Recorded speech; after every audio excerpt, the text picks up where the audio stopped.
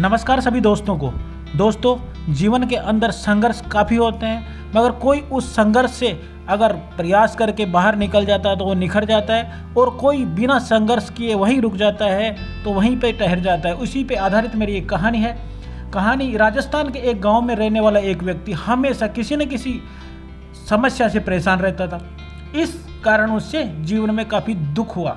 एक दिन उसने कहीं से जानकारी प्राप्त हुई कि एक बाबा अपने काफिले के साथ उनके गांव में पधारे हैं। उन्होंने तय किया कि अब वह वीर बाबा से मिलने के लिए, जीवन में जो समस्याओं का समाधान है उससे पूछने के लिए जाएंगे। शाम को जब वह उस स्थान पर पहुंचे, वहां पीर बाबा रुके हुए थे। कुछ समय प्रतीक्षा करने के उपरांत उसे पीर बाबा से मिलने का अवसर प्राप्त हुआ। वह उससे प्रणाम कर बोला, बाबा, मैं अपने जीवन से एक के बाद एक आ रही समस्याओं से बहुत परेशान हूँ। एक से छुटकारा मिलता है तो दूसरी सामने खड़ी हो जाती है। घर की समस्या, काम की समस्या, स्वास्थ्य की समस्या, जाने कितनी ही समस्या। ऐसा लगता है कि मेरा जीवन पूरी समस्याओं से ही घिरा हुआ है। कृपया करके मुझे ऐसा उपाय बताइए कि मेरे जीवन में सारी समस्या खत्म हो जाए, मैं शांतिपूर्ण खुशहाल जीवन जी सकूं।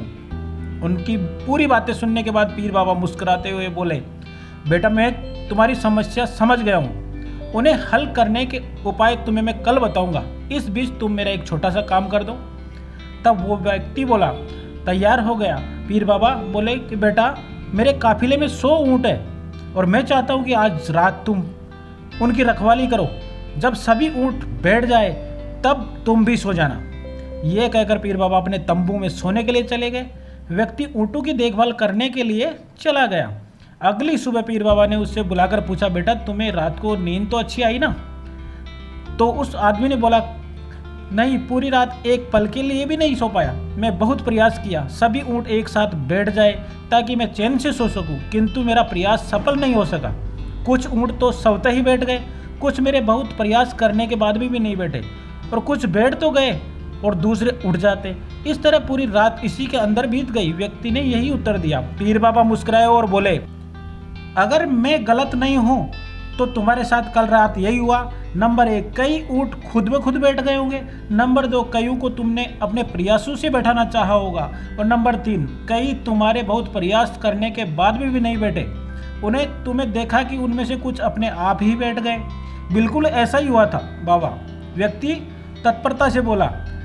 तब पीर बाबा ने उससे समझाते हुए कहा, क्या तुम समझ गए?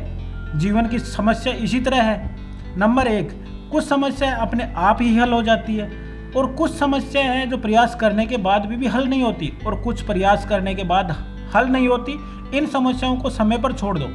सही समय आने पर अपने आप सारी समस्या ठीक हो जाएगी। कल रात तुमने अपने अनुभव किया होगा कि चाहे तुम कितना भी प्रयास क्यों न करो, तुम एक साथ सारे ऊँटों को नहीं बैठा सकते। तुम एक को बैठाते हो तो दूसरा खड़ा हो जाता है, और दूसरे को बैठाता हो तो तीसरे खड़ा हो जाता है। जीवन में समस्या ही उन ऊँटों की तरह है। इस समस्या का हल नहीं होगा, दूसरी समस्या खड़ी हो जाएगी। समस्या जीवन का हिस्सा है और हमेशा रहेगी। कभी ये कम नहीं तो कभी ज़्यादा नहीं। बदलाव तुम्हें स्वयं को लाना है, और हर समय इनसे उलझते रहने के स्थान पर तुम्हें एक तरफ अपना जीवन में रखकर आगे बढ़ना है।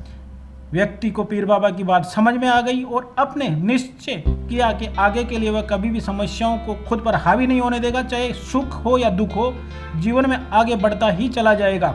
जी हाँ दोस्तों, ये कहानी हमें प्रेरित करती है कि हम अपनी समस्याओं को अगर बड़ा मान लेते हैं तो समस्या हमें घेर लेती है, और फिर हम अपना प्रयास करना ही बंद कर देते हैं। आप अपने प्रयास पे लगे रहो, क्योंकि आपको सफलता जरूर मिलेगी। जी हाँ दोस्तों, कैसी लगी ये कहानी?